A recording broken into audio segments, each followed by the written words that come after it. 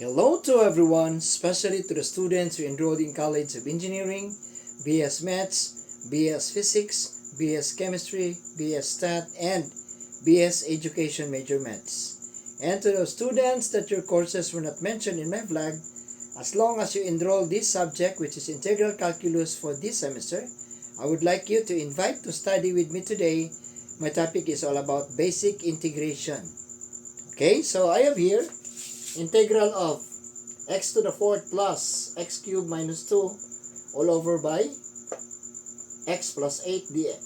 So since the numerator, the base of x is higher than the denominator, so we can apply algebra using long division method. Okay, so this will be my dividend, x to the fourth plus x cubed, then minus 2.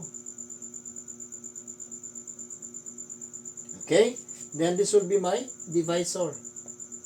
Okay, so the rule in long division method, we will divide the first term of the dividend by the first term of divisor. Okay, so when m is greater than n, take note there is 1 in here. So just subtract m minus n. So I have now x cubed. So my first quotient is x cubed. Then multiply to the divisor, that will be x to the fourth, then plus 8x cubed. Then the next step for long division method is we need to change the product sign from positive to negative. From positive to negative. X to the fourth minus x to the fourth, that will be crossed out. Then negative x cubed plus x cubed. So this will be negative 7x cubed. Then since I have negative in here, but we have to bring down this one. This will be minus 2 because this is in the form of binomial. So since I have negative, so this will be negative also. Again, we will divide the first term of the new dividend. We call this one as new dividend. This is the dividend. So 7x cubed is divided by x. So again, m is higher than n. So this will be 7 coefficient. And then x cubed minus 1. So this will be 7x squared. So this will be 7x squared. Then multiply to the divisor. This will be minus 7x cubed. Negative 7x squared times 8, that will be 56x squared. Again, we have to change the product. So from negative to positive. From negative to positive. So negative 7x cubed plus 7x cubed, that will be crossed out or that will be 0. Then I have now positive 56x squared. Bring down negative 2. Why? Because the divisor is in the form of binomial. So we need also the new dividend will be binomial. Again, the first term of the new dividend, 56x squared, is divided by x. So again, this will be 56, index loss, 2 minus 1. So this will be 56x to the power of 1. Okay? So this will be since the sign of the first term of the new dividend is positive, so the quotient will be also positive. So this will be 56x. Okay? Then multiply. So this will be 56x squared. Then positive 56 times 8. This will be 48, carry 4, 40, 44. So I have now positive 448. Again, we have to change the product sign from positive to negative. From positive to negative. So 56x squared minus 56x squared, that will be cross out or 0. Then bring down negative, this will be x. negative 448x, then bring down minus 2. Okay, so again, the last will be 448. Since negative, this will be equal to negative also. Then 44x is divided by x. So x will be crossed out, so I have now 448. So this will be 448. Then multiply to the divisor, negative 448x. Then negative times positive, that will be negative. So 448 times 8. Yeah, times 8. So this will be 64, carry 6. 32, 38, carry 3. 32, 35. Wait, this will be 64, carry 6. 32, 38, carry 3. 32 plus 3, 35. So I have now 3584. Yeah, 3584. Again, we have to change the product sign. So this will be changed to positive, from negative to positive. This one will be from negative to positive. So negative 448x plus 448x, that will be crossed out, or that will be 0. Then I have now negative 3584, then minus 2. So this will be 3582, positive. Okay? So therefore, allow me to erase this portion. Then my quotient now is, I have now x cubed, then minus 7x squared, then plus 56x, then minus 448, 448, and then this is plus, so this will be plus 3582, then this will be over x plus 8. So this is now my quotient. Okay, so I will apply integration. I think I will erase this one. I have now the quotient. So I have now integral of x cubed minus 7x squared plus 56x minus 448,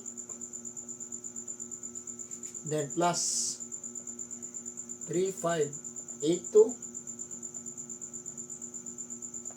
then x plus 8, then this will be dx. Okay, so I will integrate individually. 1, 2, 3, 4, and then 5. So first will be integral of x cubed dx, then followed by minus 7x squared dx plus integral of 56x dx, then minus integral of 448 dx, then plus integral of 3582 over x plus 8 dx. Okay?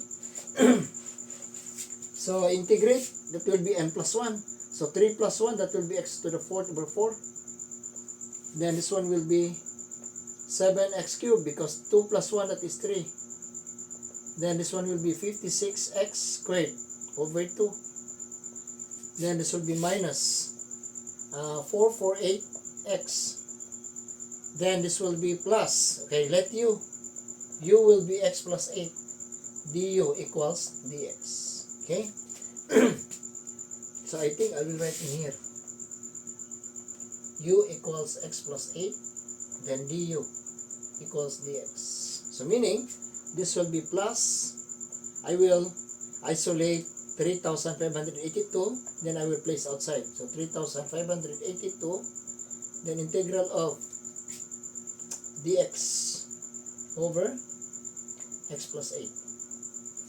So this will be x to the 4th over 4 minus 7x cubed over 3. Then this will be 28. 28 x squared, then minus 448x, then plus 3582, then integral of dx is du, then x plus 8, that will be u. So I have now x to the 4th over 4 minus 7x cubed over 3, then plus 28 x squared, then minus 448x, then plus 3582. So formula for integral of du over u is equals to ln absolute u plus c. So this will be ln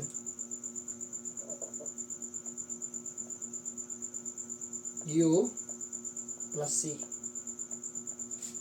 So this will be x to the 4th over 4 minus 7x cubed over 3, then plus 28x squared, then minus 448x plus 3582 times ln u will be x plus 8, then this will be plus c. Then simplify. So this will be x to the 4th over 4 minus 7x cubed over 3 plus 28x squared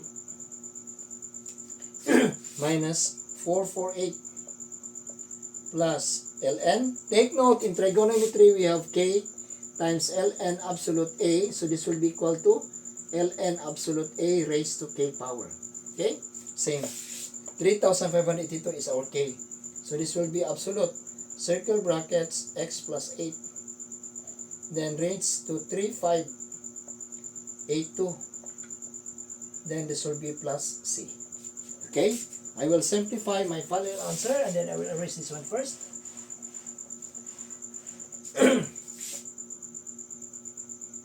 So this will be equal to, I will take 12. So this will be 12, right? So this will be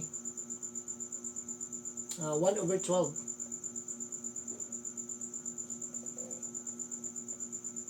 1 over 12. Then this will be square brackets. 12 divided by 4, that is 3. 3x to the 4th. Then this will be minus 12 divided by 3, that is 4. Times 7, that will be 28. So this will be minus 28 x cubed. Then plus 28 times 12. This will be 16, carry 1, 5. This will be 8, 2, 3, carry 1, 3, 3, 6. This one will be 3, 3, 6. 3, 3, 6 x squared.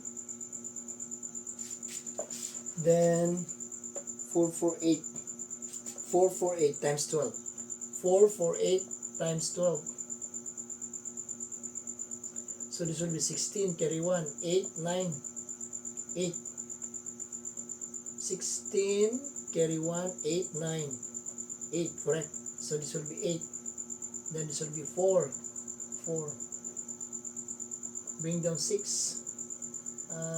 17, carry 1, 12, 13, carry 1, 5, 3, 7, 6. So this will be minus 5, 3, 7, 6, 5, 3, 7, 6. Then plus, this will be x. Sorry, I forgot to write x in here. Okay.